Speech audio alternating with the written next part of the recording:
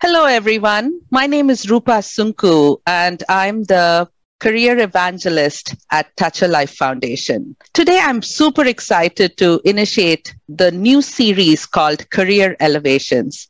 And I have the proud privilege of introducing you to Gaurav, who will talk to you about what he has achieved in life and what were some of the decision points that he had in his career and his current structure and lifestyle that he leads today.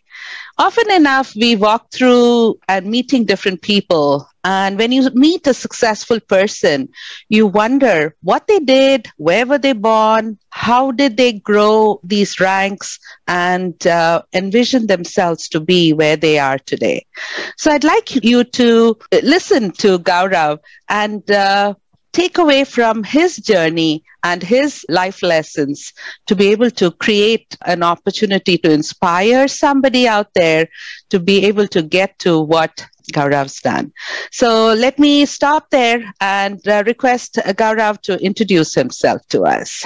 Hi, Roopa. I would firstly like to thank you and the TAL team for this initiative with the Career Elevations. And I'm Gaurav Pardeshi. I was born and raised in Mumbai, and I am currently a CEO and founder of a Hong Kong-based brands trading company, which is mainly dealing with US, Japanese, and Chinese brands, and we are into the wholesale supply of these brands in Europe. And I'm also the chief editor of Hong Kong's South Asians magazine. This is the first magazine for South Asians in Hong Kong that was started in 2012 by myself. And now the magazine is reaching out to over 10,000 Indians and South Asians in Hong Kong. And at the same time, I have two startups in pipeline where I'm completely involved as a founder, as an investor. So that's in brief about me, Roopa. Excellent. It's just so exciting to hear the myriad of activities and engagements that you've got going for yourself. Definitely caught my attention, being trained as journalism professional who did not take up the journalism profession. It's nice to hear you talk about leading and working with a magazine. So tell me a little bit about your educational background that brought you to your current profession. Sure, Rupa. So after my school, I did my diploma in instrumentation engineering from Mumbai University, and then I did a bachelor's in instrumentation engineering. And then I moved to UK for my MBA in marketing. So that's about my educational background. Excellent. So how did you land yourself in this current profession, being an entrepreneur and being an innovator for your startup ideas with an engineering background? And did you really utilize your engineering background, or was there another passion or acumen within you that bound you towards this new journey? I would say it's actually a mix of both, Rupa, because what engineering did is it made my logics very clear. You know, I could understand things better for my businesses. And so engineering has definitely helped. Well, after engineering, I have never worked as an engineer, but I got into the marketing side after my MBA, and where I was working with Honeywell. And then when I was working with Honeywell in UK, then I got a job offer in Hong Kong. So that's when I moved to Hong Kong. And what happened is, like, while I was in the marketing side of the business, I always was thinking about new ideas and new problems that were there in Hong Kong at that point of time. So because I was from a marketing side, I was very much involved in understanding the consumer behaviors, the target audience behaviors, and things like that. And that's how I found some problems, like with the magazine. There was never a magazine in Hong Kong for Indians. And there wasn't a lunchbox service for Indians in Hong Kong at that point of time. So my engineering definitely made me like a very focused person. I would be very good at making presentations. And that was, again, because of my marketing and engineering background. I was very good at creating statistics and strategies and numbers and things like that. And because of that, I was very good at doing research of any subject or any problem before getting into that business. So after coming to Hong Kong, and with my engineering background, I did a lot of research about the magazine business and the food business. And that's how suddenly I came into this kind of business. So yes, engineering has definitely helped me because it always kept me focused and not diverted towards what I don't want to do. Perfect, perfect. Actually, little birdie, or maybe I read somewhere or heard it from you, that you ran an events business while you were doing your engineering as well. How did you kind of juggle two balls in the air? And what were some of your motivations? And what were some of the events that you managed while you had the company in Mumbai? Yes, Rupa. So while I was doing engineering, so I wanted to get into the events business. And I don't know why, because at that point of time, there were many events happening in my college and in my area where I lived in Mumbai. So I got into, what I did is like, I thought that why not I should try doing an event on my own. So what I did is that while doing engineering, I used to come back from college, and let's say I would reach home by 7 in the evening. So by around 8 to 10, I would go out and walk on the street asking for sponsorships and ads for my events. Interesting. So, and this is how, this was the first thing I did, because, you know, at that point of time, none of my friends were ready to believe in me and trust me. They said that, no, you know, you're doing engineering, don't do this, and we don't have time. So they were all just sitting at home, playing and watching movie and doing stuff. But I was out on the street asking for sponsorships for my first event. That was a rock show in Mumbai. And the first 10-15 days, I was not entertained by anyone. But then suddenly, after working really hard for 20-25 days, my first sponsorship cracked. So that's how I got into this events thing while I was in doing my engineering. So you obviously became the college favorite, hosting or getting an event around a rock show, and people could party and come and join you in Absolutely. the fun. Even though they didn't want to be part of collecting and getting sponsorships, they were absolutely ready to party with you. So that's fantastic. After I did my first event and second event, and then the same guys who were not ready to support me, they wanted to join me. So that's the difference. You know? That's fantastic. What I hear in you is the energy or the excitement of doing something more than what you had to do as a student, as a individual growing up. You wanted to make something more of your time. And like you rightly said, your direction and focus was around setting up your own business. You were an entrepreneur at heart, and you wanted to put in the hard work. And that's just exciting. And often enough, that is the impetus that gets you to your next stage or your next level, like you shared. Kind of telling me a little bit more about what you did. You know, you talked about moving from London to Hong Kong and sort of seeing the market around you to address the new businesses that you've got going. What do you see as a starting point, or what are the telltale signs as an entrepreneur to say, I can make this business viable? Because there are plenty of ideas, but how do you take the process from idea to a viable proposal or a proposition for yourself and for the company you're working with?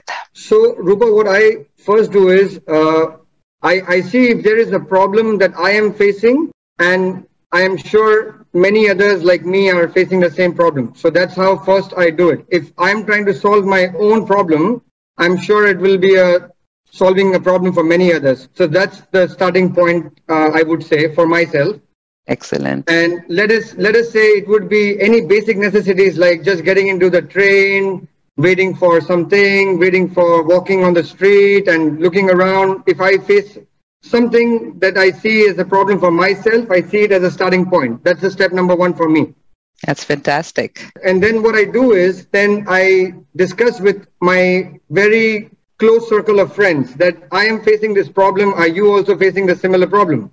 And when more than 50 to 60% of them say, yes, we are also facing the same problem, then I understanding how I can solve this problem by not involving a lot of human there, but minimizing a lot of human efforts and having a lot of systems in place and some AI systems and mechanisms over there by which I can solve these problems. And then the third step, so first I've analyzed the problem. The second step is I've taken a market feedback. And then the third step I move on is to understand the monetization part of it, if I would be able to make money out of it or no.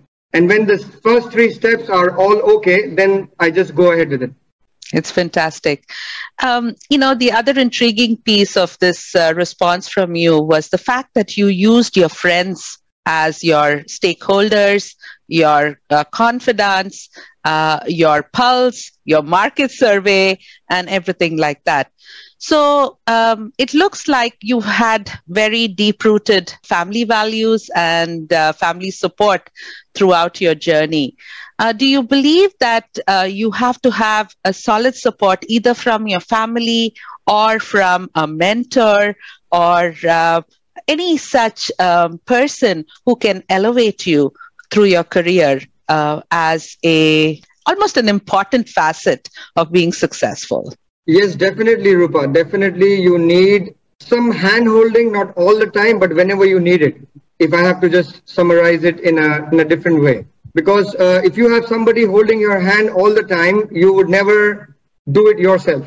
But you should also have someone to hold the hands when you kind of face some problem, So that's how I see it, because my father was a banker himself, and after coming back from office, he was running 2-3 shops in Mumbai. And he used to make me sit in the shop right after my school. I have to come back from school and then go and sit in the shop. And that's where I learned many things from my father. Not that he was training me, but I got trained myself because he got me involved at the right age. So that's what I would say. You don't need a hand holding all the time, but you should be aware of the people who will hold your hands when you need it. Fantastic. That's just such a great analogy to think about as a support system, as a confidant for yourself and for your success. That's fantastic. All right. So you've worked and have been part of very big cities that people are in awe with. You're in Hong Kong right now. You've lived in London. You've lived in Mumbai. It's all the party towns. It's the cities that people would love to be part of. So do you believe that much of your ideas and much of your inspirations are because of the environment or the ecosystem that you lived in and were raised with? Or do you believe that it is your personality, your personal possessiveness of trying to make yourself successful that is more important? So to ask the question again, is it the ecosystem of the big cities and having the exposure in the big cities that generate these sort of successful thought processes? Or is it somebody who's willing to work hard, passionate, and wants to reach the stars that can be successful? I think it's the second one. It's about the passion in me to find problems and the solutions to them and make it as a viable business. I don't think it's because of the cities or the places where I've lived, because in this digital world, Roopa, everything has become so small. It does not matter you live in Mumbai or London or Hong Kong, a problem remains a problem. But if the person is really passionate and understands that he can be that problem-solving guy, that's what is more important according to me. Fantastic. That's such a great tip from you. So lastly, I want to ask you, if you were to share a message to your 6-year-old son on what he should pursue and what he should do, would you suggest your career, or will you suggest him to go a particular path, or give him the freedom to choose as he grows older? I would give him the freedom to choose as he grows older. And as I said, I would always be just 2 steps behind him, so that whenever he falls, I'm there. And since I have done so many things, being an engineer, done events, I had my own restaurant in Hong Kong. I had a restaurant and bar in Hong Kong. And right now I'm running a multi-million-dollar brands trading company. and I have 2 startups. So I have the expertise and knowledge of different kind of fields. So I would tell him that you do whatever you want to do. Your dad is a master of all. I just, Rupa, want to summarize what I tell him almost every month, every day, obviously, that, if you want to become successful, don't complain, don't criticize, and always work hard to become a leader and not a labor. That's what I tell him. That is such a powerful message. Thank you so much for your time and giving some of our listeners inspiration of what you have done, how you have done, and how you've established yourself. I love the message, be a leader and not the labor that is associated. That is very, very powerful. I'd like to just thank you so much for participating with me, and hope that you and I can work together to inspire 100,000 people around us, so that they can all make successful careers and successful startups or companies on their own. So thank you once again, Gaurav, and signing off, and hope you have the really good rest of the day and enjoy the weather in Hong Kong. Thank you so much, Rupa. Wish you the same. Thanks a lot. Appreciate it. Take care now.